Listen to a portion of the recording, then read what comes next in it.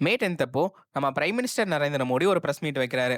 எல்லாருமே ஷாக் ஆகுற மாரி சில விஷயங்கள்லாம் சொல்றாரு. அப்படி என்னலாம் சொன்னாரு அப்படின்னா, ஃபர்ஸ்ட் என்ன சொல்றாரு அப்படின்னா, நாட்டு மக்கள் எல்லாருமே 1 வருஷத்துக்கு கோல்டு வாங்காதீங்க அப்படின்னு சொல்றாரு.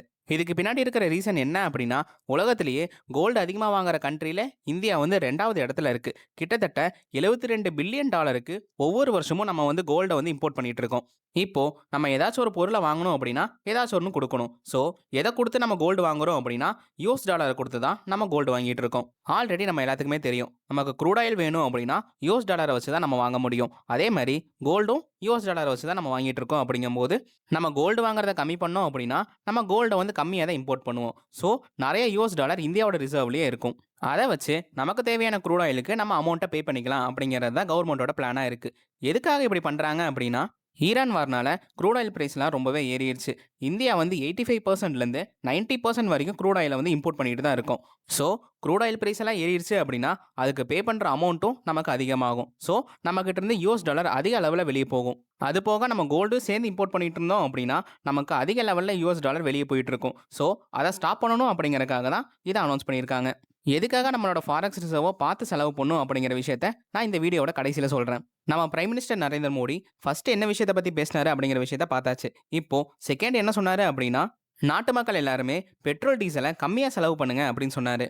தேர்ட் என்ன சொன்னாரு அப்படின்னா, ப்ளீஸ் அந்த பழைய ஒர்க் ஃப்ரம் ஹோம் கல்ச்சரை மறுபடியும் கொண்டு வாங்க அப்படின்னு சொன்னாரு. எதுக்காக அப்படி சொன்னாரு அப்படின்னா, கம்பெனிஸ் எல்லாருமே ஒர்க் ஃப்ரம் ஹோம் கொடுத்துட்டாங்க அப்படின்னா நிறைய பேர் ஆஃபீஸ் போக மாட்டாங்க. ஸோ அதனால பெட்ரோல் டீசல் யூஸ் பண்ணுறதை கம்மி பண்ணலாம் அப்படிங்கறக்காக தான் இந்த மாதிரியான அனௌன்ஸ்மெண்ட் சொன்னாங்க. ஃபோர்த் என்ன சொன்னாரு அப்படின்னா, ஃபாரின் டிராவலை கம்மி பண்ணிக்க சொன்னாரு. கடைசி வருஷம் மட்டும் கிட்டத்தட்ட 32 மில்லியன் இந்தியன்ஸ் ஃபாரினுக்கு டிராவல் பண்ணியிருக்காங்க. ஃபாரின் டிராவல்னாலையும் இந்தியாவோட ஃபாரெக்ஸ் ரிசர்வ் கம்மியாகுது அப்படிங்கறக்காக இந்த மாதிரியான ஒரு விஷயத்த சொல்லியிருக்காரு. ஃபிஃப்த் என்ன சொல்லியிருக்காங்க அப்படின்னா, சம்மர் வெக்கேஷனுக்கு ஃபாரின் போகாம இந்தியாலே ஏதோ ஒரு நல்ல பிளேஸ்க்கு டூரிசம் போங்க அப்படின்னு சொல்லியிருக்காரு. சிக்ஸ்த் என்ன சொல்லியிருக்காங்க அப்படின்னா, உங்களால் முடிஞ்ச அளவுக்கு இந்தியாவிலேயே தயாரித்த பொருளாக வாங்குங்க அப்படின்னு சொல்லியிருக்காரு. ஸோ ஃபைனலாக மோடி கவர்மெண்ட் கோல்டை வந்து பேன் பண்ணலை. அதே சமயம் ஒர்க் ஃப்ரம் ஹோம் கம்பல்சரின்னு சொல்லலை. அதே சமயம் இது எல்லாத்தையுமே நீங்கள் கட்டாயம் பண்ணி ஆகணும்னு உங்களை ஃபோர்ஸ் பண்ணலை. ஆனால் இதெல்லாம் பண்ணி நீங்கள் நாட்டுக்கு கொஞ்சம் ஹெல்ப் பண்ணுங்க அப்படின்னு தான் சொல்லியிருக்காரு. வீடியோட முக்கியமான பார்ட்டுக்கு வந்தாச்சு.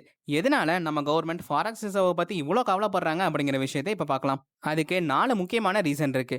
ஒன் பை ஒன்னா என்னன்னு பார்க்கலாம். ஃபர்ஸ்ட் ரீசன் என்ன அப்படின்னா, நம்ம இம்போர்ட்டுக்கு பே பண்ணுறதுக்காக. நம்ம முன்னாடியே பார்த்தோம், கோல்டாக இருந்தாலும் சரி இல்லை க்ரூட் ஆயிலாக இருந்தாலும் சரி, இந்தியா வந்து ஒவ்வொரு டைம் இம்போர்ட் பண்ணும்போதும் யூஎஸ் டாலரை யூஸ் பண்ணி தான் பேமெண்ட் பண்ணிட்டு இருக்காங்க. ஸோ நம்ம வேற எதுக்காவது யூஸ் பண்ணி நம்மளோட ஃபாரெக்ஸ் ரிசர்வ்லாம் கம்மியாயிடுச்சு அப்படின்னா நம்மளால க்ரூட் ஆயில் வாங்க முடியாது. ஸோ க்ரூட் ஆயில் இல்லை அப்படின்னா நமக்கு பெட்ரோல் இல்லை. பெட்ரோல் இல்லை அப்படின்னா நம்மளோட ஃபேக்ட்ரிஸ் எல்லாத்தையுமே மூடிடுவாங்க. நம்மளோட எக்கானமியை ஸ்தம்பிச்சு போகிற அளவுக்கு பெரிய லெவல் பிரச்சனைலாம் வரும். செகண்ட் ரீசன் என்ன அப்படின்னா, நம்மளோட ருப்பியை பாதுகாத்துக்கிறதுக்காக நம்மளோட ஃபாரெக்ஸ் ரிசர்வை யூஸ் பண்ணுறோம். டாலருக்கு நிகரான ருப்பியோட மதிப்பு எப்பவுமே ஃபிக்ஸ்டாகவே இருக்காது. சப்ளை அண்ட் டிமாண்டுக்கு தகுந்த மாதிரி மேலேயும் கீழேயும் போயிட்டே இருக்கும். இப்போ நிறைய மக்கள் வந்து ருப்பியை செல் பண்ணுறாங்க, டாலரை வாங்குறாங்க அப்படின்னா ருப்பியோட மதிப்பு கம்மியாகும். இங்கே தான் முக்கியமான விஷயம். இப்போ நம்மளோட ருப்பியோட மதிப்பு கம்மியாச்சு அப்படின்னா, இப்போ நம்ம ஏதாச்சும் இம்போர்ட் பண்ணணும் அப்படின்னா அதுக்கு ஆகக்கூடிய செலவு ரொம்பவே அதிகமாகும். இங்கே நான் ஒரு சின்ன எக்ஸாம்பிள் சொல்கிறேன், நீங்களே பாருங்க. ஒரு பேரல் க்ரூட் ஆயில் $105 வச்சுக்கோங்க. ருப்பியோட மதிப்பு $92 நீங்கள் வச்சுக்கோங்க. ஸோ ஒரு பேரலுக்கு இந்தியா வந்து 9660 பே பண்ண வேண்டியிருக்கு. இப்போ இன்கேஸ் ருப்பி வந்து ரொம்பவே வீக் ஆயிடுச்சு, ருப்பியோட மதிப்பு $98 போயிடுச்சு அப்படின்னா, இப்போ அதே ஒரு பேரல் க்ரூட் ஆயில் நம்ம வாங்கணும் அப்படின்னா நம்ம கிட்டத்தட்ட 10,290 பே பண்ண வேண்டியிருக்கு.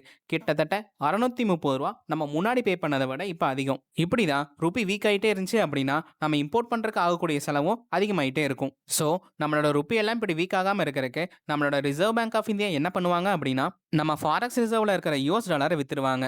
வித்துட்டு நம்மளோட ருப்பியை வாங்குவாங்க. இதனால நம்மளோட ருப்பி ஸ்டேபிள் ஆகும். இந்த மாதிரி பண்ணும்போது நம்மளோட ருப்பி ரொம்பவே வீக் ஆகாமல் நம்மளால பாதுகாத்துக்க முடியும். மூணாவது ரீசன் என்ன அப்படின்னா, நம்ம வாங்கின கடனை பே பண்ணுறதுக்கு இந்த ஃபாரெக்ஸ் ரிசர்வ் யூஸ் ஆகுது. இந்தியன் கவர்மெண்ட்டுக்கு காசு வேணும், லோன் எடுக்கணும்னு டிசைட் பண்ணிட்டாங்க அப்படிங்கும்போது எங்கே போய் அவங்க லோன் வாங்குவாங்க? ஃபாரின் பேங்க்ஸ் கிட்ட இருந்தால் அவங்க லோன் வாங்குவாங்க. எதில் வாங்குவாங்க அப்படின்னா யூஎஸ் டாலரில் தான் வாங்குவாங்க. இப்போ இந்தியாவோட ஃபாரெக்ஸ் ரிசர்வ் ரொம்பவே கம்மியாயிடுச்சுன்னு வச்சுக்கோங்க. இந்தியாவில் கரெக்டான டைமுக்கு அவங்க வாங்கின கடனை திருப்பி கொடுக்க முடியாது. இப்படி ஒரு பிரச்சனை வந்துச்சு அப்படின்னா இந்தியாவோட கிரெடிட் ரேட்டிங் ரொம்பவே டேமேஜ் ஆகும். அப்படி டேமேஜ் ஆச்சு அப்படின்னா இந்தியாவுக்கு வந்து ஃபியூச்சரில் ஏதாச்சும் லோன் வேணும்னு போய் நின்னாங்க அப்படின்னா லோன் கொடுக்க மாட்டாங்க. அதனால தான் நம்மளோட ஃபாரெக்ஸ் ரிசர்வை அதிகமாக வச்சுக்கிறது ரொம்பவே முக்கியமான ஒரு விஷயம். நாலாவது ரீசன் என்ன அப்படின்னா, நம்ம நாட்டோட கான்ஃபிடன்ஸை காட்டுறது தான் இந்த ஃபாரெக்ஸ் ரிசர்வ். இந்தியாவோட ஃபாரெக்ஸ் ரிசர்வ் நம்பிக்கைக்கான ஒரு மதிப்பு மாதிரி. ஃபாரின் இன்வெஸ்டர்ஸ் எல்லாமே இந்தியாவில் இன்வெஸ்ட் பண்ணணும் டிசைட் பண்ணிட்டாங்க அப்படின்னா அவங்க வந்து நம்ம நாட்டோட ஃபாரெக்ஸ் ரிசர்வ் எந்த அளவுக்கு இருக்குது அப்படிங்கிறத முதல்ல பார்ப்பாங்க.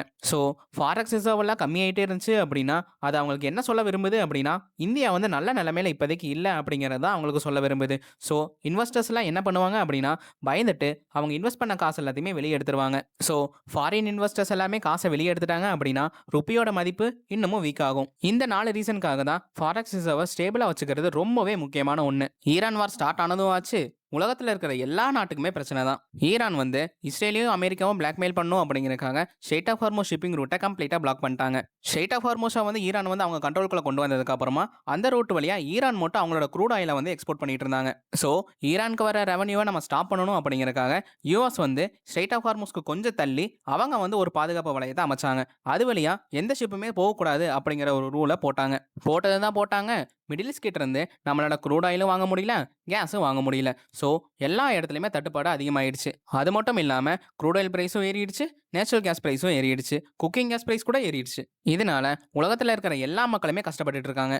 ஸோ இந்த வார் எவ்வளோ தூரம் இனி எழுத்துட்டு போக போகுது, இதனால இனி என்னென்னலாம் பெரிய பெரிய பிரச்சனைகள்லாம் வரப்போகுது அப்படிங்கிறத நம்ம வெயிட் பண்ணி தான் பார்க்க வேண்டியிருக்கு. எதுக்கோ நம்ம பெரிய பிரச்சனைகள்லாம் வர்றதுக்கு நம்ம தாங்கிக்கிற அளவுக்கு நம்ம தயாராக இருப்போம். நான் சொல்லணும்னு நினைக்க வேண்டிய விஷயத்த எல்லாமே சொல்லிட்டேன். உங்களுக்கு இந்த வீடியோ பிடிச்சிருந்துச்சுன்னா சப்போர்ட் பண்ணுங்கள். தேங்க்யூ.